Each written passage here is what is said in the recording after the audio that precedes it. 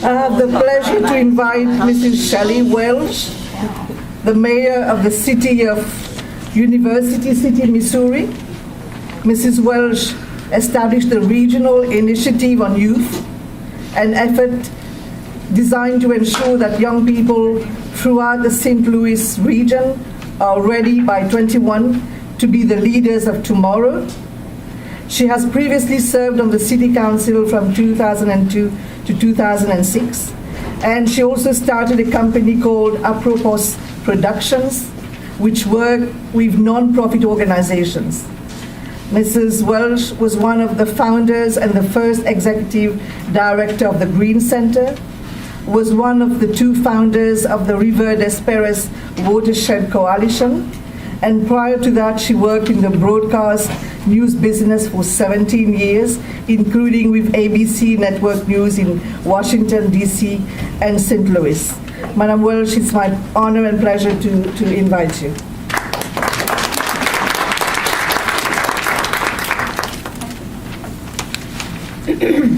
Thank you very much. I am very pleased to be here tonight, and I would like to thank UN Women, the Women's Intercultural Network, and the San Francisco Department on Women for inviting me to participate in this event. I'm honored to be able to come here from the middle of my country to play a small part in an event which brings together women from all over the globe. As our moderator said, my name is Shelley Welch, and I am the mayor of the city of St. Louis, of University City, Missouri. University City is located on the western edge of the city of St. Louis in St. Louis County, at the center of a metropolitan area of more than 2 million people. However, we are one of 93 individual municipalities in the St. Louis metropolitan area. As you can imagine, it is sometimes hard to know where one city ends and another begins. Unsurprisingly, this fragmentation presents both challenges and opportunities. For example, on the one hand, so many civic and political entities make coordinated area-wide initiatives unwieldy and slow to implement. On the other, it allows each individual community to identify and respond quickly to local concerns and needs. I am proud to say that University City has a long tradition of using the flexibility of our individual municipality civic structure to demonstrate leadership in facing up to the difficult issues of the day. Our community has been forward-thinking since day one. Our founder, E.G. Lewis, was a salesman extraordinaire and perhaps something of a huckster, but he was definitely a progressive when he came to St. Louis and founded our community in 1906. He understood the positive influence women could have on our society and worked to empower them. 2 months after the founding of our city, the women of U City were given the right to vote. He published the Women's Magazine, which had the largest circulation of any publication in the world. Women around the country were his sales force, which was unheard of at that time. He started the Women's National Daily to provide rural women with national and international news, and I see that now as a first effort towards making the global local. Lewis founded the American Women's League, a group that rose and fell quickly, but whose purpose was to provide cultural and social services to all its members, and there were American Women's League chapters all over the country. At one point, the group sponsored the American Women's League Convention in U City, where a separate republic was declared, with the capital of the new republic being University City. In the 1950s and 60s, when the challenges of civil rights confronted and divided our nation, University City, a small Midwestern municipality in a conservative region of the country, took a stand and refused to surrender to the hysteria that threatened the social fabric of our nation. U City was one of the first cities in the nation to consciously embark on a pathway to community-wide integration and inclusiveness. It wasn't always pretty, and it certainly wasn't easy, but the refusal to buckle under to the fear that was so very tangible throughout the communities everywhere is still a point of pride in University City, and we are still the most diverse community in the state of Missouri. That's the past, the foundation of which the community I lead was built, but now I would like to turn to the present. Today I've been asked to talk about a number of things which frankly cause me to think a little harder about how U-City is making the global look local in implementing gender equality and women's empowerment, and how our vision of sustainable development is central to human rights and to making every city a safe, secure, and creative space for all inhabitants. That all is what I was asked to talk about tonight. To do that, I would like to talk about what I call the 3 S's relative to our citizens, but particularly to women: safe, sustainable, and strong. My hope is that when what we are trying to do in University City in these 3 areas will help others by adding to the list of best practices and inspiring all of us to action. Safe. People should feel safe in the streets, in their homes, and person, and in the law. When we speak of human rights, there is a tendency to only think of it on the large scale, of horrifying personal traumas, of blatant discrimination, of limited ability to speak freely, of being restricted from living a lifestyle choose, and so much more. In University City, we are lucky to be free of the flagrant violations of human rights.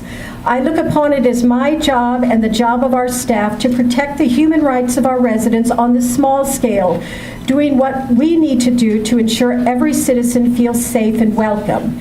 And top on that list, making sure women feel safe as they navigate the world of University City. University City is a full-service city. We have our own police and fire departments.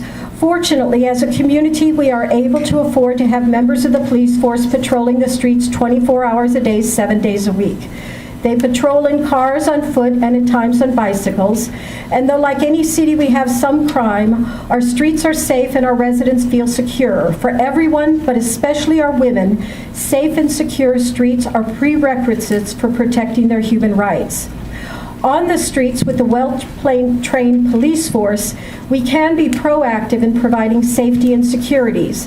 In private homes, however, we are too often confined to being reactive. Domestic violence occurs everywhere, in every city and every nation of the world. U-City is not immune. What matters then is how we are reactive. In U-City, our police officers are trained to follow the Missouri state statutes, mandating that the primary aggressors be arrested in criminal cases of domestic violence. The department is routinely in contact with social service agencies in response to incidents and situations involving domestic violence. The city provides victims with information on resources available to assist them, on orders of protection, for example, and on shelters and support groups, and that is done on a one-to-one basis with the victim service advocate that we have on staff. Our police force vigorously investigates prostitution operations, working across city and state borders whenever necessary. And St. Louis does border the state of Illinois by the Mississippi, so much of what happens in St. Louis crosses the border there. The department also shares information and intelligence on a wide variety of crimes with surrounding agencies, including suspected human trafficking through criminal exchange meetings and intelligence bulletins. Quite frankly, we don't have a real human trafficking problem in U-City, but St. Louis does in downtown St. Louis, so we are sometimes called into that situation. What do I mean by safe in the law? Our city's pay scales are gender blind. We promote diversity on all job postings. We provide family medical leave to men and women alike. University City recently revitalized its Human Relations Commission to provide an open forum for any resident who feels she or he has a legitimate complaint about our protection of their human rights. I have asked our city manager to review the CEDAW ordinance from San Francisco. We have already done much of the work on this ordinance, including passing a sweatshop ordinance to ensure that the products purchased by the city are not produced in sweatshop conditions. But I would like to gather together all the work we've done over the past few years, consider what still needs attention, and pass this level of on-the-books protection so every woman living in our community understands that their city always has their backs. My second S after safe is sustainable. If there is anything this conference teaches us, it's that we're a global community, and what happens in my city affects people around the world. Perhaps the most basic human right of all is the right of every man, woman, and child to have a healthy, living, breathing planet to live on. As we witness on a daily basis extreme weather patterns, from droughts to floods, from killing heat waves to Arctic-like cold spells, the realization that we need to live in a sustainable and environmentally conscious way is all too obvious. Here again, University City has a long and proud tradition of leadership. As one small city of about 35,000 in the middle of a much larger country, one of countless villages, towns, and cities on this much larger planet, we are committed to doing everything we can to improve the global environment. We are a small cog in a much larger wheel, but a cog that has been focused on this subject for many years. We've been focused by doing things like establishing the first curbside recycling program in the country, and also the first by setting up the first occupancy permit system in the United States, which basically is a commitment to recycle our buildings.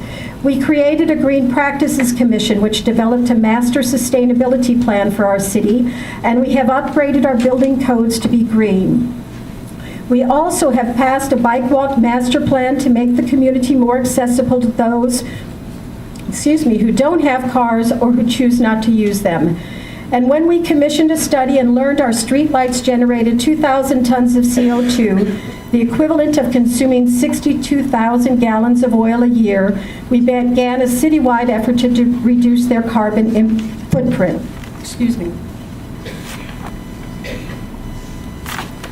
We are currently working on an energy ordinance for the city and have developed a rainscape program for our residents and regularly promote the use of rain barrels to collect rainwater. In addition, I recently signed a pledge to encourage water conservation across the city. In another step to make local University City as a signatory to both the U.S. Conference of Mayors Climate Protection Agreement and the Global Cities Covenant on Climate, the Mexico City Pact. Finally, I've made a personal commitment to stay apprised of all that is happening in the St. Louis region on the issue of sustainability, and to be sure UCity takes an active role in any and all regional sustainability efforts. The third and final S stands for strong. We want to empower every citizen, especially women, to play an active role in making University City a model for the nation and the world.